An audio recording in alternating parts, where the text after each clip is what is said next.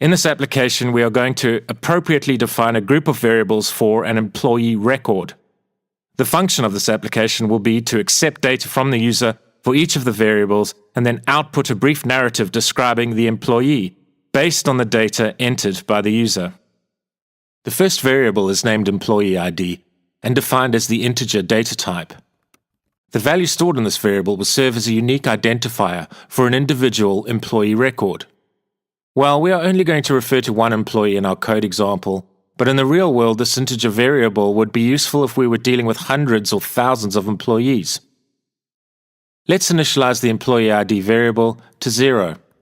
An integer is a 32-bit data type and inherits from the System.ValueType base class. Let's add the ValueType base class just below the System.Object class in our representation of C# datatypes hierarchy. And then add the int32 data type directly underneath the System.ValueType base class. I've used the int keyword to define the employee ID variable in code. I could have defined the employee ID variable by using the System.int32 struct for this purpose. Please note that the keyword int serves as an alias for the System.int32 struct. When we say a data type, for example, is a 32-bit data type, this means that this data type is constrained to 32 bits of data for the representation of a value in memory. The number of bits used to represent a value is directly related to the magnitude of the range of values supported by the data type. Variables defined as an integer store whole number values and are value types. Other integer data types in C# include byte, which is a 1-byte or 8-bit data type, short integer, which is a 2-byte or 16-bit data type, long integer, which is an 8-byte or 64-bit data type. Byte, short, and long are aliases for the following structs listed respectively: System.byte, System.int16, and System.int64. Right, let's define a variable to store the employee's first name, which we'll define as a string data type. Note that the string keyword is an alias for the System.string class. Let's initialize its value to an empty string. As mentioned earlier, the string data type is a reference type. Let's define a variable to store the employee's last name. This variable will be defined as a string data type. Let's initialize its value to an empty string. Let's add the string data type to the C# type hierarchy directly under the System.Object class. The string data type is a reference type. Let's define a variable as the decimal data type to store the employee's annual salary. This data type is a value type, so let's add this under the ValueType base class in the C# datatypes hierarchy representation. The decimal data type can store 128 bits of data. Variables defined as this data type can store both whole numbers and floating point numbers. There are two other floating point data types in C#, namely the double and the float. Note the float keyword is an alias for the System.single data type. The decimal data type can support a greater precision and less magnitude than the double and the float, which makes it ideal in financial and monetary calculations. Note that I've used the decimal keyword to define this variable, but could have used the struct System.Decimal for the same purpose. Let's define a character data type to store a character that will represent the employee's gender. Note char is an alias for the struct System.char. The F character will denote the female gender, the M character will denote the male gender. Let's add the char data type to our C# data type hierarchy. A char data type is a 2-byte or 16-bit data type. Variables defined as the char data type store Unicode values. These Unicode values are represented by 16 bits of data, and each Unicode value is an encoding of a character. For example, the lowercase f character is represented in memory by a value of 102. A lowercase g is represented in memory as a value of 103. A lowercase h is represented in memory as a value of 104. What is Unicode? Unicode is a computing industry standard for the consistent representation of text for most of the world's writing systems. Unicode can be implemented by different character encodings. Let's define a variable to store a value that denotes whether the employee is a manager or not a manager. Let's call this variable isManager. Let's add the Boolean data type to our C# type hierarchy. Boolean is the ideal data type to define this variable. The Boolean dates type stores one of two values, true or false. As you can see, we are using the console class's WriteLine method to prompt the user for a value. The readLine method will ensure that the prompt remains on the screen until the user presses the Enter key to confirm the user's data entry. Let's write the code to assign the user input to each of the variables we have defined. The console static class's readLine method is used to return the user's input.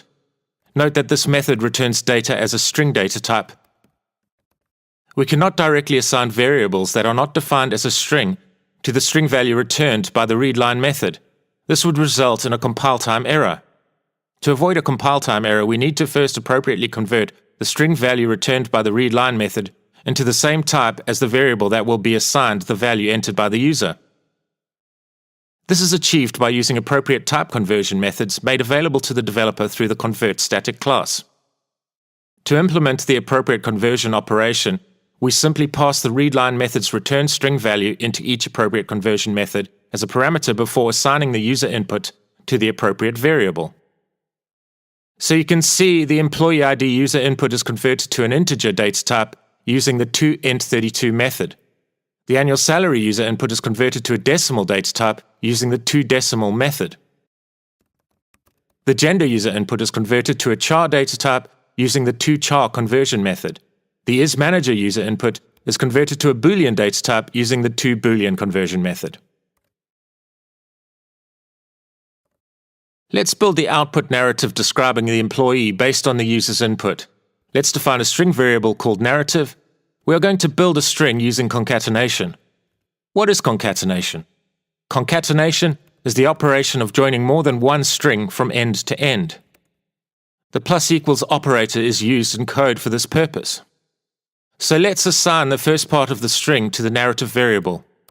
Let's then append the second part of the string to our narrative by concatenating the second part of the narrative to the first part of the narrative. Let's then append the third part of the narrative through another concatenation operation. And this part of the string needs further attention. The user's gender is currently stored as a character. The problem with this character value is that it does not work with our narrative. We want something more human readable in order for the narrative to read correctly. So we are going to apply some conditional logic in order to include text that is more appropriate to the output narrative. We are going to assign a string value called genderTerm to what is known as a ternary operator. A ternary operator enables the developer to test a condition and return an appropriate value based on the results of the test condition. A variable can be assigned the returned value. Through the use of the ternary operator, this can all be done in one line of code. If gender is equal to the F character, then output the text female, else output the text male. The literal string value on the right of the question mark and before the colon is returned if the test condition returns true, and the literal string value on the right of the colon is returned if the test condition returns false. Let's include the genderTerm variable in the output narrative. We also want to apply similar logic for the isManager variable for the same reason, ensuring that the narrative is more human readable. So let's assign a string variable called manager narrative to a ternary operator. Let's include the manager narrative in our output string. Note we are using string interpolation to include our variables directly within the string narrative output. This signifies to the C# compiler that the variable names included directly in the string must not be interpreted as literal string values, but the values stored within the variables must be merged with the string literal in which they are included. Let's append the fourth part of the narrative to the narrative output, and this is the last concatenation operation.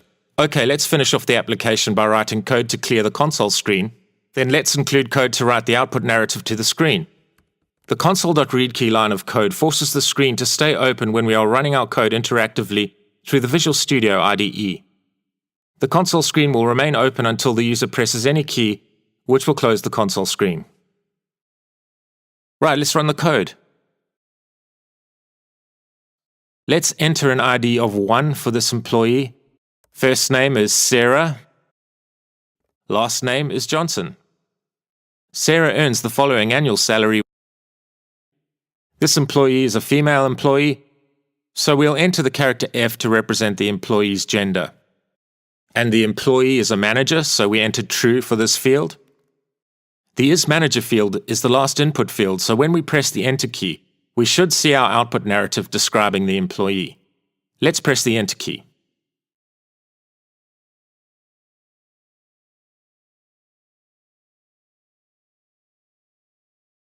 Please see the description below for details regarding any supplementary information associated with this tutorial. Please hit the thumbs up icon if you feel you have gained value from viewing this tutorial. And please subscribe. If you are already subscribed, please hit the bell icon to be notified of future content, which will be coming soon. Thank you.